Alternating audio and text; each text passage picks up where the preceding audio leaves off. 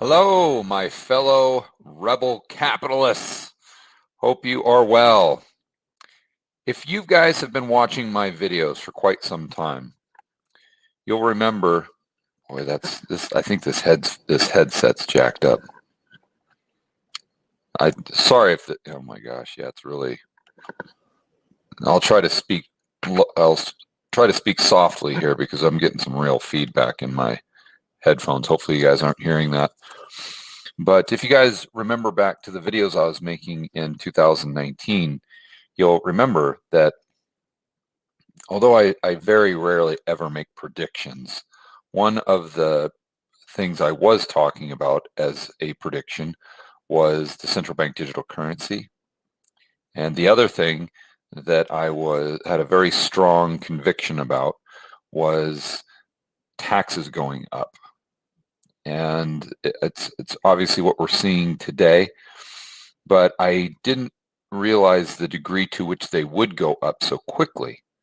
And we're seeing right now in states like New York or cities like New York and in states like California, these top tax rates going up to, or potentially going up to 60%. And that's in the short term. I think in the long run, they could go up even more than that. And what's really concerning about tax rates going that high is that it's very similar to the mandates that we've seen in New York and that I've been tweeting about substantially and I'm so opposed to, because it becomes blatantly obvious when you just do a little teeny weeny bit of thinking that this is not about money. This is not about revenue. This is not about income for the government. Just like the mandates have nothing to do with health. And why do I say that? Because well, first of all these people are MMT folks. So how can you believe in MMT and argue that we either do not have inflation or the inflation we do have is transitory? How can you argue that while at the same time saying that we need higher taxes? If you're being intellectually honest, those two thoughts cannot coexist. And I have specifically heard this from AOC as an example, where she'll say, yes, we need, she won't say this exactly, but if you just read what she's saying, she's implying that we need MMT, that the U.S. is a currency issuer, they're not a currency user, therefore we should just be printing as much money as we need to pay for X, Y, and Z pet project, Green New Deal, and the only thing that's restricting us from doing that is inflation. Therefore, if we don't see inflation getting out of hand, then we should just continue to print all the money that we need. While that same person is saying that we have to raise taxes. Why? Why? If we are a currency issuer and we don't have a problem with inflation, then why does the government need more revenue? The government can just print it. You see, that's why you can't believe in MMT.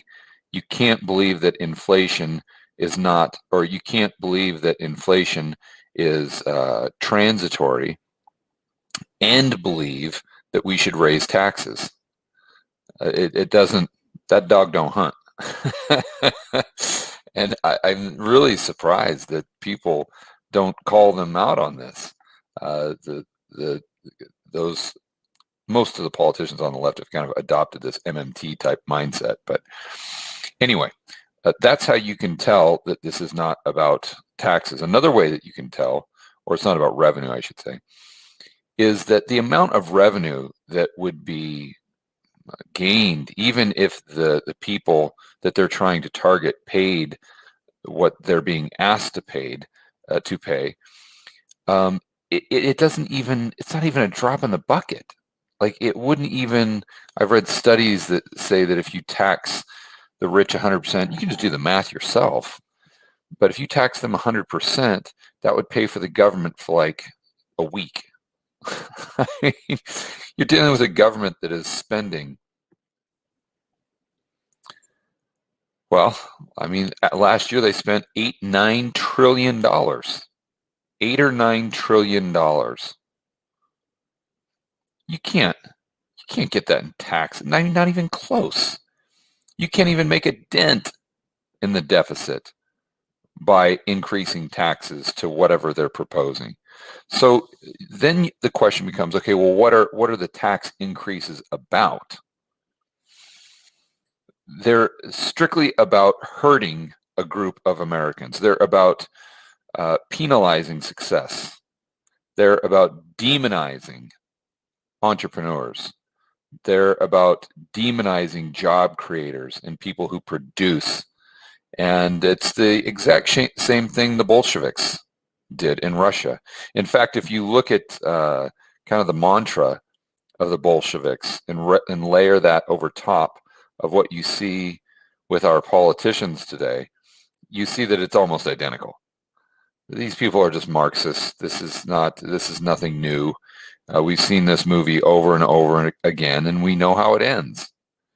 And so even if you're someone that thinks that raising taxes may be a good idea, I don't think you're a stupid person or dumb or ignorant. I don't think you're any of those. I just don't think that you've taken the time to do the research and actually go through the numbers, because at surface level, it sounds plausible. Well, I mean, we've got this cerveza sickness crisis, and we have to run these trillion-dollar deficits to keep the economy from imploding and to support business through PPP or however they spin it, or to send stimmy checks to these workers. We have to do that. We are obligated to do that, but we can't go into massive amount of debt, because then that's bad for society at large. So we've just got to force those at the top, the 1%, just to pay their fair share. I mean, it seems logical, but what you don't understand, unless you do the math or just think about it, is that if the 1%, quote unquote, pay their fair share, let's just use an example that everyone can get their head around. That would, let's say, increase the amount of dollars coming into the government by, let's say, $1,000, just to make the numbers more manageable. So by making the top 1% of job creators pay their fair share, quote unquote, that brings in an extra $1,000 to Janet Yellen in the Treasury. Okay, but the problem with that is the government is spending $100 million. So if you bring in an extra 1,000, it just goes to prove my earlier point that it's just all symbolic. It's all symbolic.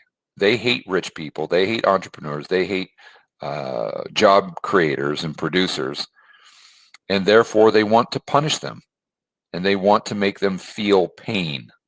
That's all this is about. It's not about providing education. It's not about building roads. It's not about helping people in need. It's just about hurting a group of the population that we need to help, and that we need to do anything that we can to encourage them to continue to do what they do. And that's grow their businesses, start businesses, take risks, and create good, solid jobs and produce goods and services. You guys get it. I'm preaching to the choir here. So let's go into the article, actually a couple of them really quick, because I also want to prove another point or make another point. This excuse me, let me do the screen share.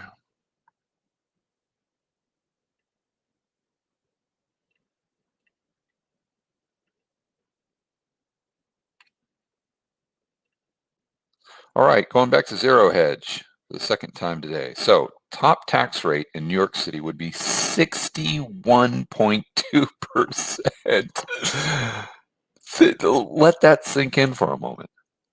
Let that sink in. So you get to keep 39 cents on the dollar. You only, for you and your family and your grandchildren and generations to come, you only get to keep 39% of your output, 39% of your labor. That's all you get to keep. 61% of your labor goes to the government. Absolutely staggering. 59.7% in California under House Democrats' new tax plan. And again, this is not a tax plan. This is just a personal vendetta. That's all this is.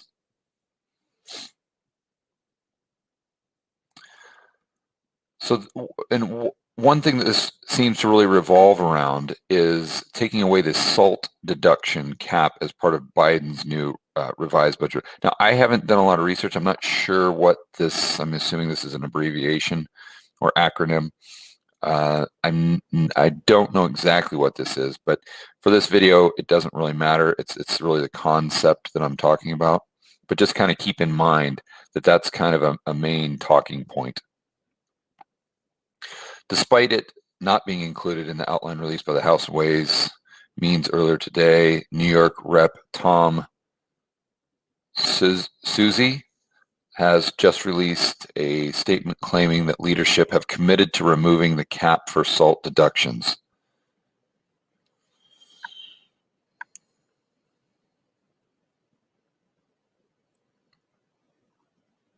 All right, top earner, again here, let's kind of dive into more of the details. Top earners in New York City would face a combined city, state, and federal income tax rate of 61.2%. For the top marginal federal income tax rate, which has tax, let's see, which is the rate that taxpayers pay on every dollar earned income above a threshold, would be 46.6%. Jeez.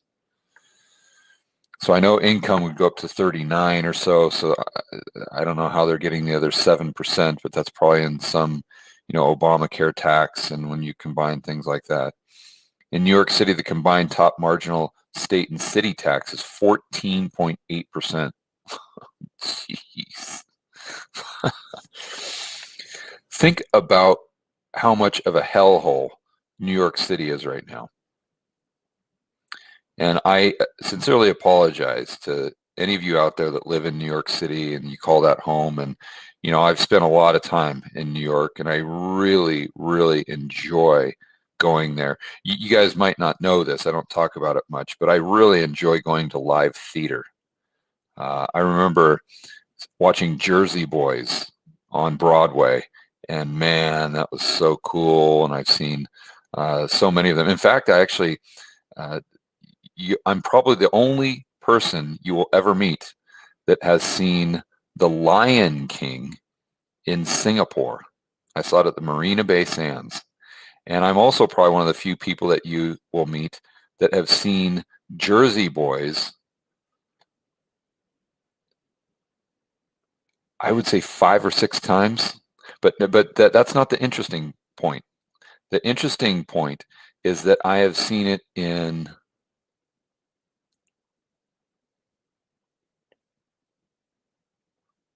at least 4 locations that I can remember. I've seen Jersey Boys on Broadway. I've seen it in San Francisco. I've seen it in Las Vegas. And I've seen it in Sydney, Australia. And let me tell you what, my hat's off to those Australians that were trying to pull off a Jersey accent. They were really good actors, but it was absolutely comical trying to or hearing those Australians trying to pull off a Jersey accent. It was so bad. But the Aussies in the crowd, they couldn't really tell how bad it was, but I was there with a couple Americans and we were really getting a kick out of it. But my point here is that I really love New York, but to go to it now, it's become an Orwellian nightmare. And I have not been there since the cerveza sickness. I would imagine that a lot of their businesses are closed. that the energy of New York City has deteriorated substantially. Probably the best place to be would be Central Park. And now that they have these, Jim Crow 2.0 laws, it's just, taking it right back to or it's headed towards the cesspool that it was in the 1970s and what. It's just extremely unfortunate, that's for sure. And I tell you what, taking the tax rate there up to 61% isn't going to do any good. That's going to make it even worse, because if you're someone that would fall into that category, are you really going to stay in an area where you only get to keep 39 cents on the dollar just for the quote unquote greater good? Of course not. Of course not. You're going to get out of there as fast as you possibly can. And ironically enough, in all my travels and all the people that I've met and talked to, when I should say this carefully, but when I have a face-to-face conversation over dinner or something like that with someone who is extremely tax averse, and I mean they don't want to pay a dime, 9 times out of 10, they're liberals. They're really lefties. And I'm like, wait a minute here. Don't you want to increase taxes? And every single time it's like, oh yeah, of course we need to increase taxes. But on the other guy, not me, like not my group. No. It's all corporations and the billionaires and millionaires. No, we need to increase their taxes. No, not my taxes. And I find that very interesting. I'm not political. I think their right is just as bad as the left, but they both have their idiosyncrasies that make you kind of pause and say, "Wait a minute here, isn't that kind of hypocritical?" But anyway, and then even Hawaii is in the mix now at 57.4%, and again, to be clear, this law has not passed according to the article, but once the camel gets its nose under the tent, as Schiff always says, there's no going back. That's for sure. And I think that we're just getting closer and closer to the inevitable. And unfortunately, I think the probability is extremely high that we have these types of taxes, but I don't think they stop there. I think they go even higher. Now, what I want to go over next, just to give you a juxtaposition, is this little blog post that I ran into that I think is pretty cool. And I think it really sums up and puts things into context when you're looking at these just obscene tax rates. And this blog, and I want to give this person credit here. So it's wealthydiligence.com is this blog. And this person's article is "Become a Serf, My New Life Goal." Yes, you read correctly. My new life goal is to become a serf. I want to receive the exact same economic treatment that medieval serfs received from their lords. So if you don't know what a medieval serf was, or is, probably better said, according to Merriam Dictionary, serfs were an agricultural labor bound under a feudal system to work the lord's estate. No, I do not desire to be an agricultural laborer, because that sounds pretty awful. However, serfs were free to move, so they were not slaves to their lords. Serfs lived under a feudal economic system. Feudalism was the dominant social system in medieval Europe. And most of you kind of get this, but here's the punchline. Serf taxation. This is where it really starts to get good. Serfs were taxed at 25%. 25%. This means serfs got to keep 75% of their economic production. So if you live in New York City, you are not keeping 75% of your economic production like a medieval serf. You are keeping 39%. So basically half of what medieval serfs that, we use that term in such a condescending manner, or it's such a derogatory term, a medieval serf.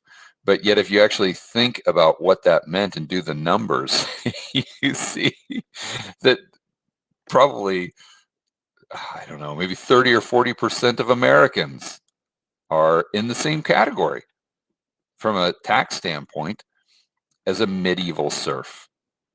And that really drives home the message that I'm trying to get across with this video.